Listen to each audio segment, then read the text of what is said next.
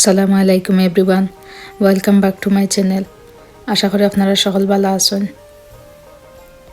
আজকে আমি আপনারা লগে শেয়ার করবো সিলেটি হুটকি শিরার রেসিপি। আর এই হুটকি শিরাটা আমি বানাইলাম কয়েক জাতর তরকারি দিয়া, তো আশা করি আপনারাও এনজয় করবা। এই হুটকি শিরাটা করবা লাগে আপনারা যে কোনো তরকারি ইউজ করতে পারবা যেটা আপনার গরু আছে। তো আমি আমার এক বইনে আমার রিকোয়েস্ট করছিল এই রেসিপিটা লাগে কয়েক জাতর তরকারি দিয়া একটা হুটকি শিরার রেসিপি দিতাম, তো তা লাগে আমি কয়েকটা তরকারি এখানে মিলাইছি। তো আপনার গরু যে একটাও আছে ওটা দিয়েও আপনারা করতে পারবা, খালি আর কেউ সেম প্রসেসটা ইউজ করবা। এখানে আমি বেবি স্পিনিচ রাখছি এক পকেট থেকে আধা খান স্পিনিচ রে দইয়া আমি রাখছি। আর মাছ দিমো আমি এখানে দুই জাতে, আপনারা চাইলে জাতীয় মাছ দিতে পারবা। কিছু গোয়ালর মাছ দিছি, ইসা দিছি, আর শুকনা হুটকি যে রৌ মাছর হুটকি ও হুটকি থাকি তুড়া হুটকি দিছি। আর বেগুন, খাটলো বিচি, লতা, মুখি, আলু আর হিদল হুটকি লাগবো। এই তরকারি লাগিয়া আমি 5-6টা হুটকিরে দইয়া পরিষ্কার করিয়া একটা হাঁড়ির মাঝে লইয়া এক কুকারও জাল দেওয়াত বই দিছি। আমি খালি হুটকির পানি জাল দিয়া দিমো ওটা লাগে। তো এখন আমি একটা হাঁড়ির মাঝে পেঁয়াজ, রসুন, কাঁচামরিচ, লবণ, হলুদ আর মরিচ দিলাইরাম। এখানেও আমি 4 টেবিল চামচ পেঁয়াজ দিছি, 1 টেবিল চামচ রসুন দিছি, আর ছোটো 4 চামচে হাফ চামচ হলুদের গুঁড়া, আর 1 চামচ লাল মরিচের গুঁড়া, লবণ দিলাম আমার স্বাদ মতো, কাঁচামরিচও দিলাম আমার স্বাদ মতো। জালটা আপনারা দেখে দিবা। দিয়ে একটু লাড়িয়ে দিম, ওলা থোড়া ফুটা পানি দিয়া লাড়িয়ে দিয়ে বাদে আমি দিলাম খাটলো বিচি গুণ আমার ফ্রেশ খাটলো বিচি ওটা লাগে আমি ও পেঁয়াজের লগেও দিলাইরাম। কিছু এটা হিসতে কিছু সময় লাগবে ওটা লাগে। তো দিয়া বাদে আমি একটু লাড়িয়া দিয়া বাদে গুড়িয়া রাখবো 1-2 থেকে 3 মিনিটের মতো। আর এখানে আমি হুটকিটা আপনারা দেখাইছি না, আমার চ্যানেলে আরও হুটকির রেসিপি আছে, আপনারা চাইলে দেখিয়ে নিতে পারেন। আমি কিলা হুটকিরে দইয়া পরিষ্কার করিয়া থইছি। তো খাটলো বিচি দেওয়ার 3-4 মিনিট বাদে এখন আমি দিলাইলাম মুখি আর লতা আর মাছ, আর ও যে গজার মাছের হুটকি রাখছিলাম ও মাছগুন। এই হুটকিগুন আপনারা চাইলে দিতে পারেন, না চাইলেও না দিলে কোনো অসুবিধা নাই। তো এটা আর একটা ফ্লেভার আনে, আর কেউ জাস্ট আর কিছু নাই, খালি হিদল হুটকি দিয়েও রান্না পারবা। এই হুটকিটা দিলে একটু ফ্লেভার আনে আর কিছু নাই।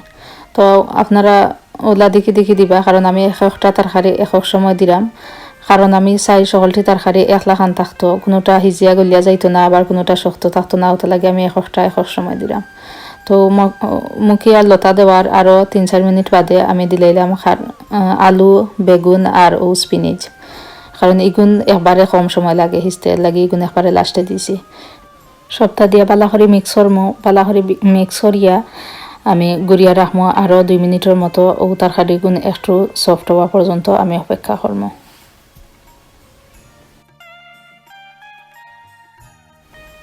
2 মিনিট বাদে উতলাইয়া দিয়ে আমি একটু লাড়িয়া দিয়া বাদে আমি দিলাইমো হুটকির পানি। তো যে কইসলাম হুটকিরে আমি আর একটা কুকারও জাল দেওয়াত বইছি। তো জাল দিয়া বাদে আমি এখন পানি ফুটিন খালি ওলা একটু চাকিয়া দিলাম, গোসা যাইতো না করি। আর এই তরকারিটাত কিছু পাতলা শিরা হইলেও বালা লাগে। এই হুটকি শিরাত পাতার হুটকি শিরাত বিশেষ করে আমি একটু পাতলা শিরাও বালা পাই। তো আমি আরও দিমো ও হাঁডির মাঝে আবার আরও ফুটা পানি দিয়া আর একটু জাল দিয়া বাদে ও হাঁডির ওটা দইয়া আর কি দিলাইমো আরও পানি। হুটকি শিরাত যতক্ষণ শিরা আমি চাই অতক্ষণ শিরা আমি দিছি, আপনারা দেখিয়া দিবা আপনারা জেলা বালা পাইন। দিয়া একটা নাগামরিচ দিয়া ওলা একটু লাড়িয়া দিয়া বাদে আমি গুড়িয়া রাখিলিমো 5 থেকে 6 মিনিটের মতো। 6 মিনিট বাদে আমার কাছে লাগের আমার তরকারি প্রায় ওই গেছে। তার বাদেও আমি চেক করাম আমার সকলটি তরকারি হিচ্ছে নি বলা করে, তোলা একটু চেক করিয়া দিয়া বাদে আবার গুড়িয়া রাখিলিমো আরও 3 থেকে 4 মিনিটের মতো। আর আজকের এই রান্নার মাঝে আমি চুলার আগুন কম বেশি করছি না, ফুল গ্যাসের মাঝে রাখিও আমি সারা রান্নাটা শেষ করছি।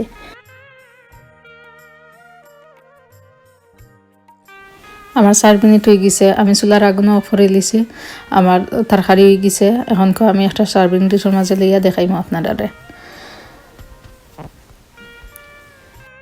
আমার সিলেটি হুটকি শিরা রেডি হয়ে গেছে, এখন খালি গরম গরম ভাত লাগে খাইবার পালা।